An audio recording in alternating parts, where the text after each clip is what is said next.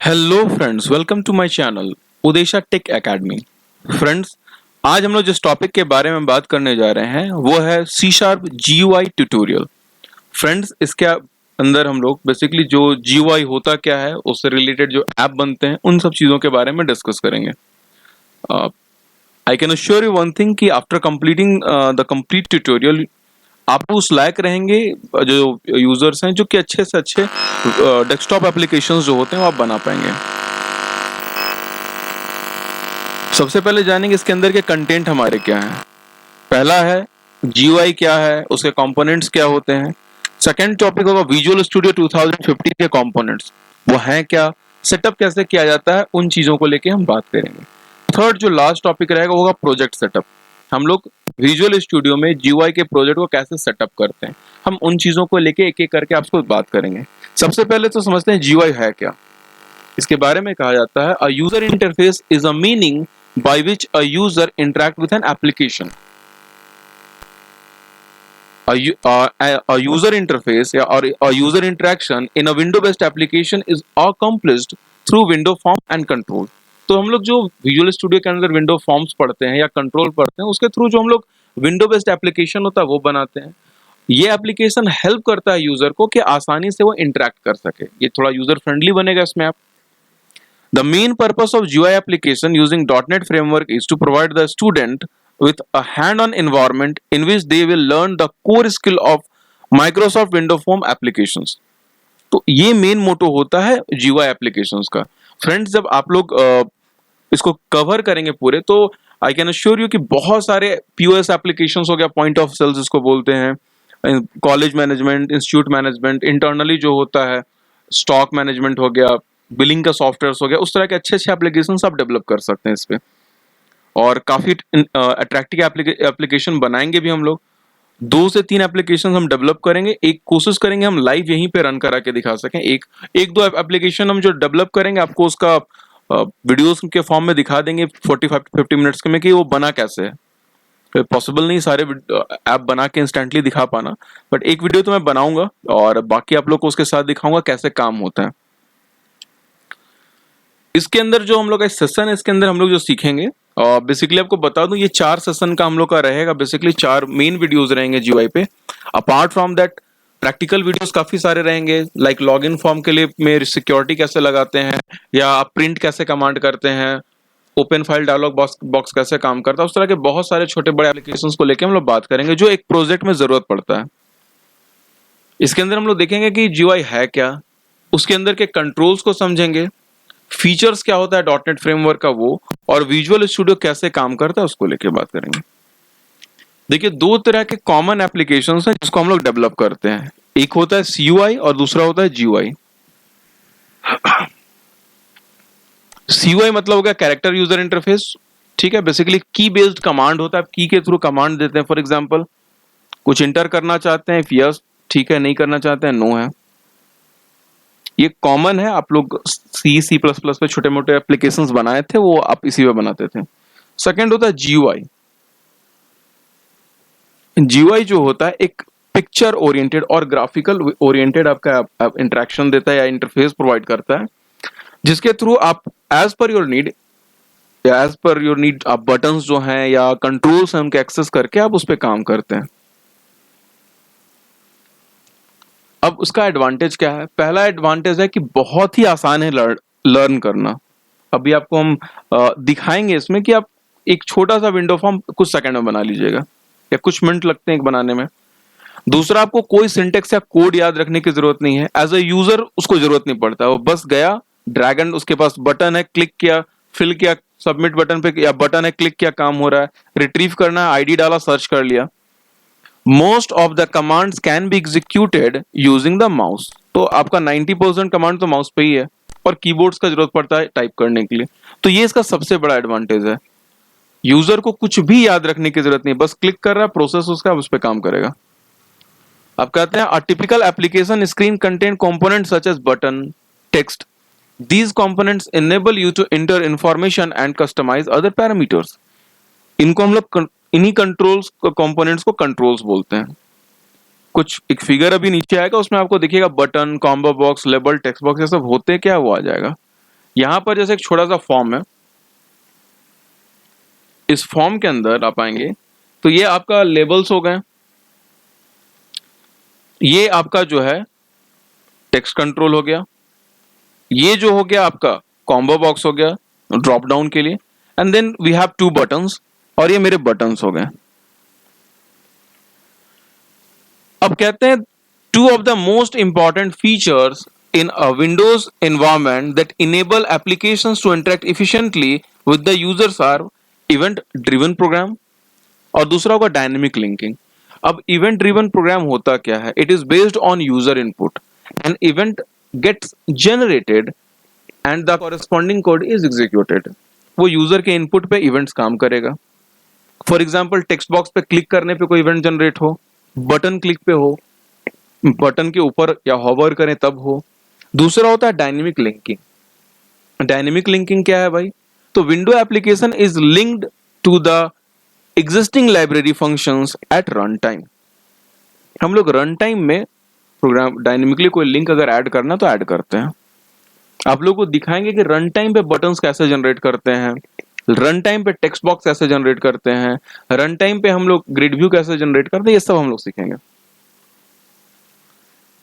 मेरा पहला जो वीडियोस था आपका मॉड्यूल 1 में, उसके अंदर भी हम लोग बात किए थे डॉटनेट फ्रेमवर्क के बारे में कि होता क्या है। चलिए इसको फिर से एक बार रिकॉल कर लेते हैं, जो नए यूजर्स हैं या जो पहली बार इस वीडियोस को देख रहे हैं उनके लिए। कहते हैं .NET offers a complete suite for developing and deploying applications. This suite consists of the .NET products, .NET services and .NET frameworks. अब .NET product के अंदर क्या आता है? सिंपली करके बात किया जाए तो it is a tool which is used to develop .NET application by using programming language such as VB, Visual C# और Visual C++। इनके अलावा और भी लैंग्वेजेस हैं, ऑलमोस्ट ये 50-55 लैंग्वेजेस को सपोर्ट करता है आज के टाइम पे। इन लैंग्वेजेस की मदद से आप बहुत सारे एप्लीकेशंस को डेवलप कर सकते हैं। हम लोग करके देखेंगे बहुत सारे एप्लीकेशंस खुद भी। दूसरा होता है .NET सर्विसेज। .NEट सर्विसेज में बेसिकली पासपोर्ट ऑथेंटिकेशन सर्विसेज है, जिसका यूज बेसिकली वेब एप्लीकेशन में करते हैं, हॉटमेल में खास करके। या कुछ कॉमन सर्विसेज हैं जैसे फोन बुक है, एड्रेस बुक है, या कैलेंडर है जिसको अपने इवेंट्स के साथ आप लिंक करके रखे हुए हैं। तीसरा होता है .NET फ्रेमवर्क। अब .NEट फ्रेमवर्क क्या है? कहते हैं it is the foundation on which you design, develop and deploy applications. It is a consistent and simplified programming model that help you to easily build robust applications। अगर in short कहा जाए तो .NET framework क्या है? एक ऐसा platform आपको देता है जहां पे आप डिजाइन कर सकते हैं, एप्लीकेशन डेवलप कर सकते हैं और डिप्लॉय कर सकते हैं। इसमें सॉफ्टवेयर बनाना बहुत ही आसान है .NET में। अब ये कुछ .NET के कॉमन कंपोनेंट है। CLR, इसको बोलते हैं कॉमन लैंग्वेज रन टाइम। ठीक है, ये है क्या? तो कहते हैं it is the environment where all .NET programs using .NET technology are executed. ये प्रोग्राम को एग्जीक्यूट करने में मदद करता है। उसके साथ ही साथ ये जो कोड्स होते हैं उसमें इंटरमीडिएट लैंग्वेज वगैरह में के फॉर्म में कन्वर्ट करता है। दूसरा होता है .NET बेस क्लास, या इसको क्लास लाइब्रेरी भी बोल सकते हैं, जिसके अंदर बहुत सारे नेम स्पेस बने बनाए हैं जिनको हम यूज करेंगे। अभी जो विंडो फॉर्म होगा उसमें आप देखेंगे काफी सारे हम लोग बेस क्लास को यूज करेंगे, या आप कह सकते हैं नेम स्पेस को। C# जो हम लोग कर रहे थे उसमें बेसिकली इनपुट आउटपुट को ही यूजिंग सिस्टम यूज कर रहे थे, और सिस्टम के अंदर बेसिकली एक आने वाले टाइम में हमको यूज करना था कब 1-2 क्लासेस को या नेम स्पेस को, बहुत ज्यादा यूज नहीं करते। लेकिन विंडो में आप आएंगे या वेब में तो काफी ज्यादा आपको मिलेगा।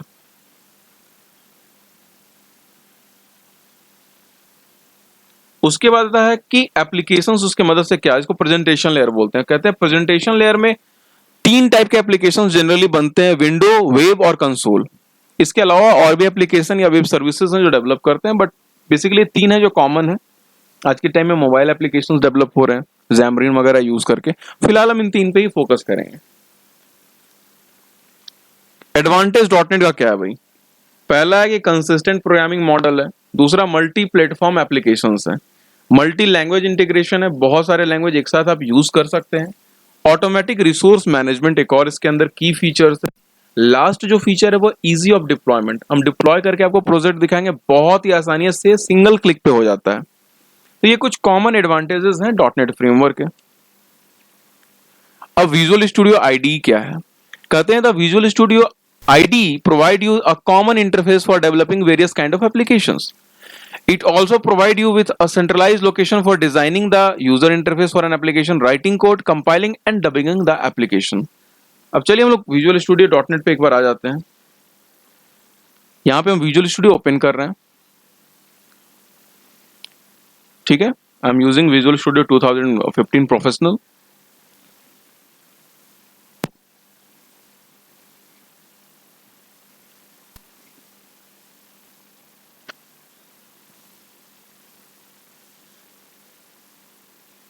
देखिए विजुअल स्टूडियो मेरा ओपन हो गया, उसमें कुछ कॉमन चीजें होती हैं, मैं आपको दिखा दे रहा हूं।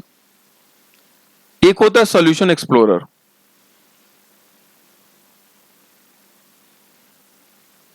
यहां पे सॉल्यूशन एक्सप्लोरर है, ठीक है। खास करके इसका यूज तब करते हैं जब प्रोजेक्ट आपका रहेगा और सॉल्यूशन एक्सप्लोरर में खुलेगा। एक क्लास व्यू होता है जब जो क्लासेस के लिए होता है। दूसरा होता है सर्वर एक्सप्लोरर, इस तरफ सर्वर रहेंगे। जैसे एग्जांपल आपको दिखाते हैं, कोई भी हम यहां देखिए सर्वर का है, ये टूल के लिए होता है। अगर आप कोई विंडो फॉर्म लेंगे या वेब फॉर्म रहता है तो आपका टूल्स का ऑप्शन काम करता है। चलिए अभी देखते हैं, न्यू प्रोजेक्ट लेते हैं। देखिए प्रोजेक्ट साथ में हम करते हुए बताते हैं, एक नया प्रोजेक्ट ले लेते हैं साथ में, तो एक साथ आपका दो चीज हो जाएगा, आप सारे कंपोनेंट्स को भी समझ पाएंगे और ये काम कैसे करता है।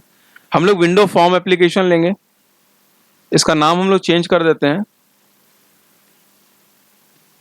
इसका नाम रख देते हैं Uddeshya tech academy win form tutorial, या जीयूआई ट्यूटोरियल लिख देते हैं, इसका नाम ज्यादा आसान रहेगा।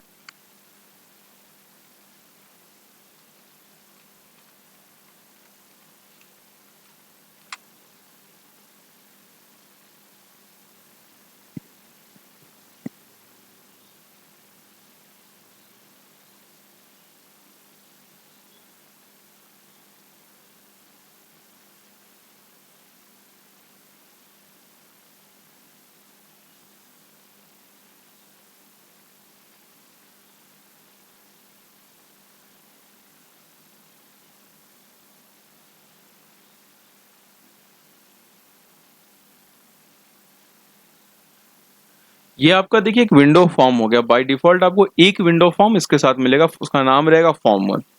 सॉल्यूशन एक्सप्लोरर में आप आ जाएंगे तो आपको यहाँ पे प्रोजेक्ट का नाम, ये प्रॉपर्टी एरिया है जहाँ पे असेंबलीज रहेंगे, रिसोर्स का रेस्ट फाइल रहेगा, सेटिंग्स रहेगा। इसके अलावा ऐप डॉट कॉन्फ़िग रहेगा, इसमें ज्यादातर वो सारे फाइल्स रहते हैं जहाँ पे आप कॉन्फ़िगरेशन करते हैं। अभी हम कुछ भी नहीं किए हैं, यहाँ पे डॉट नेट फ्रेमवर्क का मेरा वर्जन दिख रहा है। इसके अलावा ये मेरा फॉर्म है, फॉर्म का देखिए यहाँ पे आपका जो CS फाइल अगर आप देखना चाहेंगे, ये आपका CS फाइल आपका यहाँ हो गया। फॉर्म 1 पे क्लिक किए, देखिए ये आ गया, ठीक है। इसके अलावा ये प्रोग्राम डॉट CS फाइल है। देखिए यहाँ पे एक मेन मेथड होगा, हम हमेशा बोलते हैं कि मेन मेथड जो होता है वो एंट्री पॉइंट होता है, तो इस जगह पे है। और देखिए जो एप्लीकेशन रन करना है उसका यहाँ नाम लिखते हैं। अभी जैसे फॉर्म 1 है तो फॉर्म 1 है, आप यहाँ लिखें। अगर आप 2-3 फॉर्म बनाएंगे तो जिस फॉर्म को पहले रन करना है उसका नाम आप यहाँ लिख दीजिए, वो पहले एग्जीक्यूट करेगा। अब आप क्लास व्यू में आ जाएंगे, तो इसके अंदर जितने क्लास होंगे वो दिखेंगे। ये आपका नॉर्मल है। अब यहाँ पे मेरा फॉर्म एक क्लास बना हुआ है, एक ये क्लास है, ठीक है। इसके अलावा प्रॉपर्टी होता है। प्रॉपर्टी किसका है भाई? तो आपका जिसको क्लिक करेंगे उसका प्रॉपर्टी है। जैसे फॉर्म है तो ये फॉर्म के प्रॉपर्टी है, जहां पे आप जो भी चेंजेस करना चाहेंगे वो कर सकते हैं। आगे जब पीपीटीज अभी दिखाएंगे तो उन पीपीटीज में इन्हीं चीजों को हम दिखाने वाले हैं आपको। यहाँ पर डेटा सोर्स होता है कि अगर आपका कोई डेटा सोर्स यूज कर रहे हैं तो आप उसका इस्तेमाल कर सकते हैं। यहाँ पे सर्वर होता है, बाय डिफॉल्ट सर्वर जो आप यूज करेंगे आप उसको उसका यहाँ नाम लिखते हैं, या वो आपका अटैच्ड हो जाएगा। इसको हम अभी रिमूव कर देते हैं। अभी नहीं चाहिए कनेक्शन। उसके अलावा टूल बार है जहां पे बटन्स है या बाकी ऑप्शन है, इसको आप यूज करेंगे। इसको हम लोग देखेंगे इसमें हर एक ऑप्शन को। लास्ट होगा एसक्यूएल सर्वर ऑब्जेक्ट एक्सप्लोरर। फिलहाल ये भी आपको ब्लैंक मिलने वाला है क्योंकि हम लोग अभी किसी को यूज नहीं कर रहे हैं। ये भी कुछ कॉमन ऑप्शंस हैं जो आपको यूज करना रहता है। उसके अलावा आपका ये एरिया है, आप जब फॉर्म पे आएंगे तो यहाँ कमेंट का ऑप्शन खुलेगा, ये कमेंट के लिए है और इसको कमेंट को रिमूव करने के लिए, ये आपको एग्जीक्यूट कराने के लिए। आप जब क्लिक करेंगे तो आपका एप्लीकेशन एग्जीक्यूट कर जाएगा। अभी देखिए एक ही फॉर्म बना है तो फॉर्म 1 आपका एग्जीक्यूट करेगा। एक बार देखिए समय लगता है बस उसका EXE बनने में, एंड देन वो आपका एग्जीक्यूट कर जाएगा। कुछ ये डिपेंड करता है आपके सिस्टम के स्पीड पे भी। तो ये आपका ये फॉर्म है, इसमें जो भी चेंजेस करना होगा आगे चल के हम लोग करेंगे। फिलहाल इतना ही रखते हैं, अब आगे देखते हैं। अब यहाँ पे एक चीज है, in addition to various windows the Visual Studio .NET IDE also provide 3 navigation feature: docking, tabbed navigation, auto hide। अब देखिए यहाँ होता क्या, ये बगल में ही है, सामने दिखा देते हैं। ये देखिए यहाँ नेविगेशन का ऑप्शन आता है, ऑटो हाइड हो गया। इसको क्लिक करिएगा तो देखिए यहाँ पे अलग अलग तरह के नेविगेशन है, जैसे डॉक्ड। तो डॉक्ड में आप इसको ऐसे मूव करा सकते हैं, आपको जहां रखना है। अगर नीचे रखना है तो आप नीचे रख सकते हैं। आपको लग रहा है नहीं नीचे हमको हट नहीं रखना है, हमको लेफ्ट की तरफ मूव करना, आप लेफ्ट में रख दीजिए। ठीक है, तो ये आपके नेविगेशन आपके ऊपर रहता है। ऑटो हाइड करना है तो आपका ये ऑप्शन है। ठीक है, हाइड करेंगे तो हाइड हो जाएगा। अगर हाइड हो गया और हमको ऑप्शन नहीं दिख रहा है, कहां से आएगा? व्यू में जाइएगा, यहाँ ऑप्शन है सॉल्यूशन एक्सप्लोरर, क्लिक करिए, आ गया। तो कभी अगर आपका हाइड हो जाए तो आप इस जगह से इस चीज को देख सकते हैं। इसके अलावा प्रोजेक्ट और सॉल्यूशंस क्या है? प्रोजेक्ट और सॉल्यूशन दोनों हम सेटअप करके आपको दिखा दिए हैं। सॉल्यूशंस देखिए यहाँ पे आपका है, ये आपका सॉल्यूशंस हो गया। इसके अंदर ये प्रोजेक्ट है, आप इसको यूज कर रहे हैं अभी। ये टीम एक्सप्लोरर है, बहुत ज्यादा भी जरूरत विंडोज में तो पड़ती नहीं है क्योंकि हम लोग ऑफलाइन मोड में है, तो किसी से कनेक्ट करने की GIT या किसी से जरूरत नहीं है अभी। अपार्ट फ्रॉम दैट इसमें बहुत सारे टूल हैं, जैसे अगर एक टूल है आपका बेसिकली इसके अंदर आप डेटाबेस से, सर्वर से, माइक्रोसॉफ्ट अज्यूर से कनेक्ट करना है तो आप कर सकते हैं। एक टीम है मैनेज करने के लिए कनेक्शन। डिबगिंग का है जहां पे आप अपने प्रोग्राम या को एग्जीक्यूट करा सकते हैं। ठीक है, ये कुछ शॉर्टकट्स हैं। F5 से आपका एग्जीक्यूट होता है, F6 से बिल्ट या कंपाइल होता है। प्रोग्राम को कंपाइल करते रहना। तो फ्रेंड्स आज हम लोग इतना ही रखते हैं पहले वीडियो में। नेक्स्ट वीडियो फ्रेंड्स जब आएगा तो उस वीडियो के अंदर हम लोग कोशिश करेंगे सारे कंपोनेंट्स को एक एक करके देखें जो C# के GUI के अंदर आते हैं, और कैसे इंप्लीमेंट करना है, क्या करना है, उनको लेके हम बात करेंगे। तो फ्रेंड्स तब तक के लिए धन्यवाद। और फ्रेंड्स अगर आप नए हैं तो प्लीज लाइक करिए, सब्सक्राइब करिए मेरे चैनल को, and thanks for watching my video.